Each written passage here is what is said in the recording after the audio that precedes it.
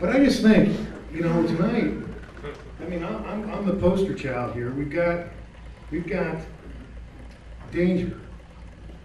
We've got danger that basically says that we have an option of doing life like this.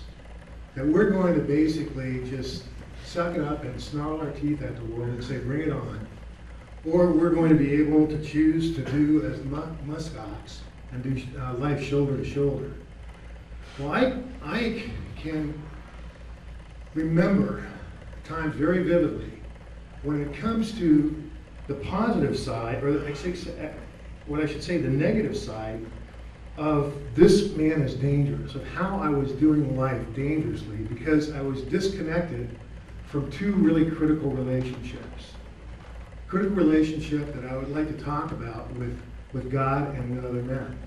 Now there are other relationships. I'm married for, going to be our 33rd year, and got 4 grown kids, and so I love, the other relationships in my life. But what I would like to do is turn back the clock and just share a few chapters out of my life that I hope will serve both as an example of where not to go for life, as being this kind of dangerous. And on this side, conversely, the positive side of what happens when a man lives dangerously for that which is going to make all the difference in the world, that which you're going to die for, and that which is worth living for. So I would like to just use a little quick snippet off in a book that some of you might be familiar with, and this is from Wild at Heart. And the author and I got a chance to know one another before he actually wrote this book, and he asked if he could use a slice of my life to really help explain where not to go for life. So here goes. Again, this is a chapter from early on in life. My friend Alex's father died when he was 4 years old. The sun in his universe set, never to rise again. How's a little boy to understand that? Every afternoon, Alex would stand in front of the window waiting for his father to come home. This went on for almost a year. I can remember the night that my 2 sisters and my brother were waiting at the door, and my oldest sister and mom came back from the hospital and said, your dad had died.